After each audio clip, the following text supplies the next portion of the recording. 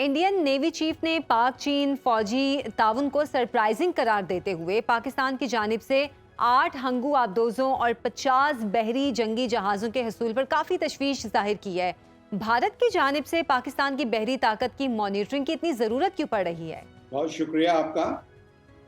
भारतीय chief navy के कोई भी हों, उनको हर वक्त ये धड़का लगा रहता है कि हमसे 1/4 यानी हमसे 4 गुना कम फौज जो है पाकिस्तान की, उसके पास एक हवाई जहाज़ आ जाए या एक पानी का जहाज़ आ जाए या 2 सबमरीनें आ जाएं, तो वो बहुत परेशानी उनको रहती है और रहनी भी चाहिए। मेरा ख्याल है कि हमारा जो माजी गुजरा है, जिनमें बुनियादी तौर पे 1965 वॉर और 1971 वॉर, वो उनको याद रहती है कि उस वक्त भी हम उनसे 4 गुना छोटे थे और 1947 में भी हमारी रेशो उनके साथ 1:4 की थी, जो अब 2024 में भी 1:4 की रेशो है, बल्कि अब और बढ़ के 1:5 हो गई है।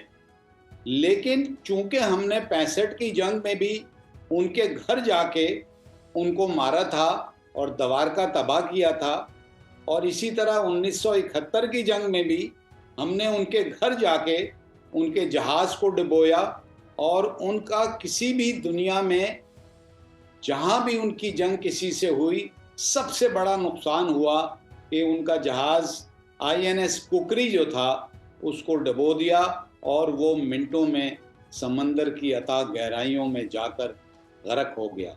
सही। तो पाकिस्तान में 8 सबमरीनें आए या 50 जहाज आए या इससे आधे भी ना आए, उनको परेशानी जो है वो इसी बात से है कि देखिए ये हमसे 4 गुना कम है और हमारे घर आके ये हमें मार के जाते हैं। तो ये है बुनियादी तौर से उनका खौफ।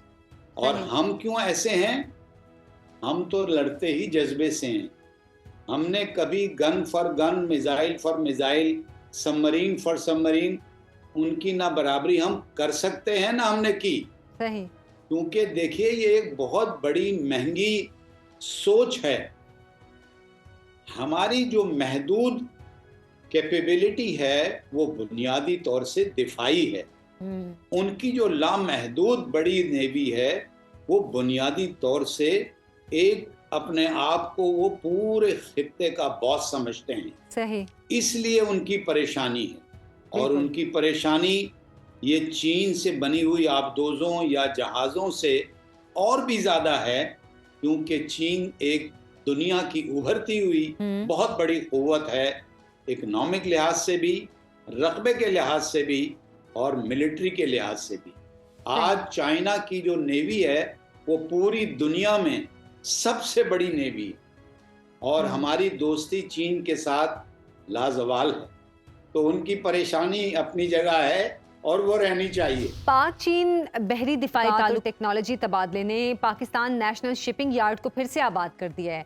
इस वक्त बहरी हरबी खुद किफालत के हवाले से आप पाकिस्तान की तरजीही पैदावार के हवाले से क्या कहेंगे? ये आपका बड़ा उम्दा सवाल है। एक्चुअली ये है बेसिक सवाल। देखिए, जब 1965 की जंग हुई तो अमेरिका ने हम पर सैंक्शन आयद कर दी। उस दिन ये फैसला कर लिया गया इस कौम ने कि कभी किसी और दूसरे पर भरोसा करके नहीं जंग लड़नी चाहिए, और ये सैंक्शन किसी भी वक्त किसी भी मुल्क पे लग सकती हैं और कोई भी लगा सकता। तो ये तीनों फौजों ने, आर्मी, नेवी, एयरफोर्स ने मिलकर फैसला किया कि हम खुद निसारी की तरफ बढ़ेंगे और अल्हम्दुलिल्लाह हम खुद निसारी की तरफ बढ़े। अभी तो खुद निसारी में चूंकि आपने खास तौर से नेवी से रिलेटेड सवाल पूछा है, तो मैं ज़रा सा अपने आप को महदूद करते हुए सिर्फ नेवी की बात करूंगा, वरना आपको पता है JF-17 हवाई जहाज, अल खालिद टैंक, अल-जर्रार टैंक और आर्म्स एंड एमुनिशन और जो कुछ भी प्रोड्यूस लोकली हो सकता है, उनमें नेवी का कंट्रीब्यूशन ये था कि ये Karachi shipyard and engineering work जो 1950 की दहाई में बना था और इसीलिए बना था कि खुद निसारी पे चले, आज अल्हम्दुलिल्लाह तमाम लेटेस्ट मॉडर्न सबमरीन पाकिस्तान में बन रही हैं। सही। तमाम लेटेस्ट डिस्ट्रॉयर, कॉर्वेट और जो शिप्स और मिसाइल बोट्स हैं वो शिपयार्ड में बन। हम इस काबिल हैं कि हमने चाइना, टर्की और यूरोपियन यूनियन में कुछ मुल्कों के साथ मिलके ट्रांसफ़र ऑफ टेक्नोलॉजी की, और ये तमाम प्लेटफॉर्म जिसकी बात मैं कर रहा हूँ अल्हम्दुलिल्लाह पाकिस्तान में बन रहे हैं। और इंशाल्लाह ये डेपो में हमने पेश भी किए थे कि हम अपनी पॉलिसी देखते हुए गवर्नमेंट की इसको एक्सपोर्ट करने की पोजीशन में आ गए। सही। यकीनन ये पाकिस्तान के लिए बहुत ऑनर की बात है। अच्छा सर, यहाँ पे एक और सवाल कि क्या ये सही है कि अमरीकी आशीर्वाद पर बुहैरा अरब में असर व रसूख बढ़ाने की ख्वाहिशमंद भारतीय नेवी को खलीज बंगाल में मालदीव, बांग्लादेश और श्रीलंका में मुखालिफ हुकूमतों के क़याम से भी मसाइल का सामना करना पड़ रहा है? देखिए, ये बात, इसका मुख्तसर जवाब तो है यस। हम्म। बात यह है कि इंडो पैसिफिक, जो इंडियन और पैसिफिक ओशन को मिला के इलाका है, वो एक बहुत बड़ा इलाका है पानी का, जो ऑस्ट्रेलिया से लेके ऊपर तक आता है। और इस इंडो पैसिफिक को मैं अपनी ज़बान में कहता हूँ super maritime region of the world.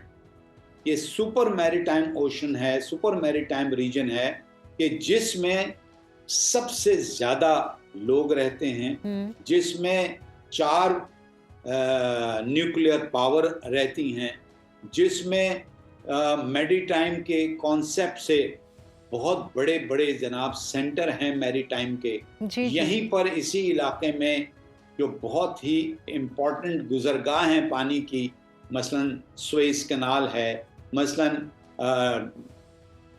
Malacca straight है, गल्फ में जाएं तो यहाँ पर ये वो है। तो ये जो हैं, इन जगहों में इतनी ज़्यादा मादनियात in terms of oil and gas हैं, और उसके साथ साथ इतने बड़े इम्पोर्टेंट आबी गुजरगाहें हैं। तो ये straight of Hormuz, Malacca straight, आगे जो है सुएज कैनाल, और उससे पहले रेड सी, उससे पहले बाबुल मंदब, तो ये तमाम इलाकों की माशरती, माशी और पॉलिटिको स्ट्रेटेजिक जो पोजीशन है, जी जी। उसको देखते हुए इस इलाके में सब लोगों ने मुख्तलिफ तरह के अलायंसेस कायम किए हैं, जिनमें क्वाड भी है, सुपर क्वाड भी है। क्वाड आपको पता ही है कि जो उसमें 4 मुल्क हैं, India, Australia, US and Japan, और उसके बाद इसमें एक सुपर क्वाड आया जिसमें इसराइल, इंडिया और यूएई शामिल हो गए।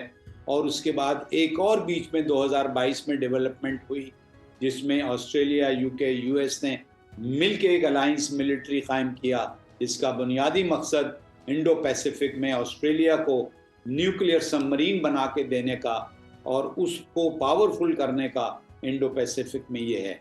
तो यूं बहुत सारे अलायंसेस नए बन रहे हैं, और हमें भी चाहिए कि हम इन बात पे सोचें कि हमने चाइना के साथ और दूसरे मुल्कों के साथ मिलके अपने दूसरे इंटरेस्ट को, जिनमें कमर्शियल इंटरेस्ट भी हैं और डिफेंस के रिलेटेड इंटरेस्ट भी हैं। अच्छा सर, आखिर में आपसे जानना चाहूँगी कि जॉइंट ट्रेनिंग सेशन मुस्तकबिल करीब में पाकिस्तानी अफवाज की तीनों फॉर्मेशंस की मुश्तरका कमांड के तहत तरबियत नौ की शुरुआत भी हो सकती है? देखिए, ये तरबियत तो हर लेवल पे है। यानी आप ये देखिए कि एज अ कैडेट, जैसा आपने बताया जी जी। कि फर्स्ट टर्म जो होगी वो कंबाइंड तीनों सर्विसेज के कैडेट्स की होगी। थोड़ा सा आगे बढ़ेंगे स्टाफ कॉलेज के लेवल पे, तो नेवी, आर्मी, एयरफोर्स के स्टाफ कॉलेजेस में हर दूसरे सर्विस के लोग भी तशरीफ़ लाते हैं और इकट्ठे बैठते हैं, इकट्ठा ट्रेनिंग करते हैं। और इसी तरह उससे ऊपर जाएं तो पहले आर्म फोर्सेस वॉर कॉलेज होता था, उनमें भी तीनों मुसल्लह अफवाज के लोग इकट्ठे बैठ के और ट्रेनिंग करते थे। अब जो नेशनल डिफेंस यूनिवर्सिटी बन गई है, जी जी। हर साल वहाँ तकरीबन एक 10-11 महीने का एक कोर्स होता है। वो भी कोर्स में तमाम तीनों सर्विसेज के लोग इकट्ठे बैठते हैं और एक दूसरे के प्लान, एक दूसरे की स्ट्रैटेजी, एक दूसरे के मंसूबों को देखते हैं ताकि एक बेहतर कोऑर्डिनेशन हो। इसके साथ साथ तीनों मुसल्लह अफवाज ने एक नया मैरिटाइम सिक्योरिटी वर्कशॉप नेवी ने, एक सिक्योरिटी वर्कशॉप इसी तरह आर्मी ने, जी, और इसी तरह दूसरी सर्विसेज ने शुरू किया है ठीक है। कि जिसमें 5-6 मुख्तलिफ तरह के और मुख्तलिफ ट्रेड के लोग इकट्ठे बैठते हैं, जिनमें एकेडमिया भी शामिल है, जिसमें तीनों सर्विस के लोग भी शामिल हैं, जिसमें ब्यूरोक्रेट भी शामिल हैं, अच्छा, जिसमें मीडिया के लोग भी शामिल हैं, जिसमें जो बिजनेसमैन हैं वो भी शामिल हैं, इसमें सारे जितने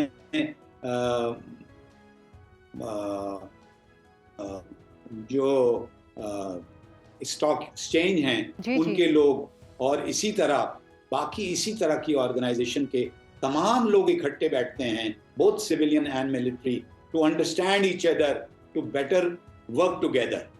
सही, ठीक है। बहुत बहुत शुक्रिया कमोडोर रिटायर्ड सैयद उबैदुल्ला साहब हमारे साथ मौजूद थे।